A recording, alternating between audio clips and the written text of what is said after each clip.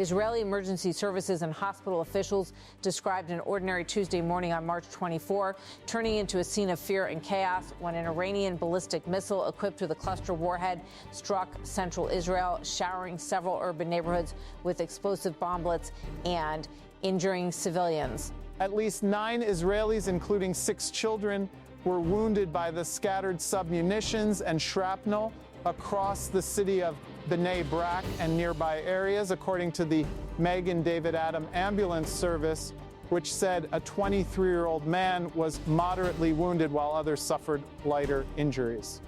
Additional bomblets reportedly impacted neighboring towns such as Petah Tikva, Givat Shmuel, and Rosh Hayan, causing property damage but no further serious injuries. The use of cluster-style warheads, which eject dozens of smaller explosive bomblets over a wide radius, has been a recurrent feature of Iran's missile campaign against Israel since the wider 2026 conflict erupted. While Israel's multi-layered air defense network has proven capable of intercepting a high proportion of incoming ballistic threats, those defenses are significantly challenged once a missile's warhead opens and submunitions disperse mid-air. Tracking and engaging dozens of independent falling bomblets places great strain even on advanced systems such as Iron Dome, David Sling, and the longer-range Arrow interceptors, analysts say. The March 24 strike marked one of several salvos launched by Iran that day in what Israeli military sources described as multiple waves of missile fire targeting population centers. Iranian cluster munitions carry many small bomblets, often dozens per missile, which spread dangerous fragments across broad neighborhoods and complicate efforts by both defense systems and emergency responders to contain the threat. Over the course of the conflict, Iranian forces have made repeated use of these multiple warhead ballistic missiles against Israeli towns and cities. International media and analysts note that this trend is part of Tehran's broader strategy to circumvent sophisticated Israeli defenses and inflict damage and psychological strain on civilian populations, given the difficulty in tracking and stopping submunitions once dispersed. Iran's choice to deploy cluster munitions has drawn sharp criticism from international legal experts and human rights organizations, which argue that these weapons are inherently indiscriminate and pose long-term dangers due to unexploded bomblets that can remain lethal long after an attack. While the 2008 Convention on Cluster Munitions bans their use, neither Iran nor Israel are signatories, and both remain outside the treaty framework that would strictly prohibit such weapons. Israeli officials acknowledge that their air defenses, widely regarded as among the most sophisticated in the world, have a strong record of intercepting incoming threats, but they emphasize that no system is flawless. A recent Israeli military assessment put the overall interception success rate in the low 90s, but noted that missiles that slip through or that release submunitions before being shot down pose real risks to civilians and infrastructure. Public reactions in Israel have been a mixture of anxiety and determination.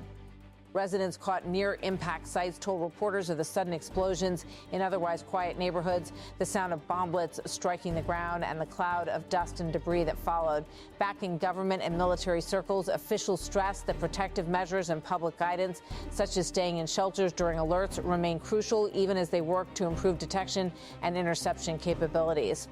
The ongoing use of cluster warheads by Iran comes amid a broader and intensifying war that began on February 28, 2026, following joint strikes by the United States and Israel against strategic Iranian targets after negotiations collapsed. In response, Tehran's forces have launched hundreds of ballistic missiles at Israel, many of which have carried cluster submunitions, in addition to other conventional warheads. The conflict has also expanded beyond the Israel-Iran front, involving missile and drone strikes across the wider Middle East region, including at U.S. military bases and Gulf states.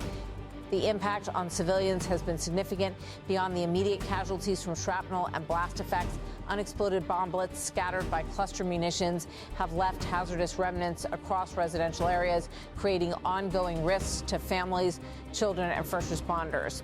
This persistent danger echoes earlier phases of the conflict in mid-March, when other cluster attacks injured dozens in central cities and prompted urgent medical responses. Israeli leaders have reiterated their commitment to defending the nation and targeting the sources of Iran's missile arsenal. Military officials assert that strikes aim to degrade Tehran's ability to sustain prolonged barrages, focusing on production facilities, launch sites, and missile depots deep inside Iranian territory.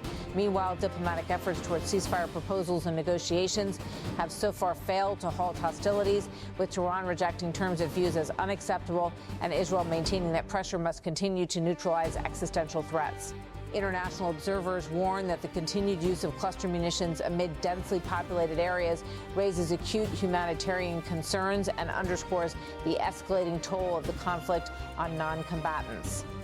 Global rights groups in several nation-states have condemned such weapons as indiscriminate, even as the war's combatants argue they remain outside specific treaty obligations that would ban them. As the conflict enters its fourth week, analysts say both the technical challenge of defending against evolving missile threats and the psychological impact of attacks that penetrate air defenses are shaping public perceptions and strategic calculations in Israel and beyond. Whether this latest cluster strike and others like it represents a shift in military tactics or simply the persistent use of available arsenals, it has undeniably reinforced the complexity and human cost of modern missile warfare.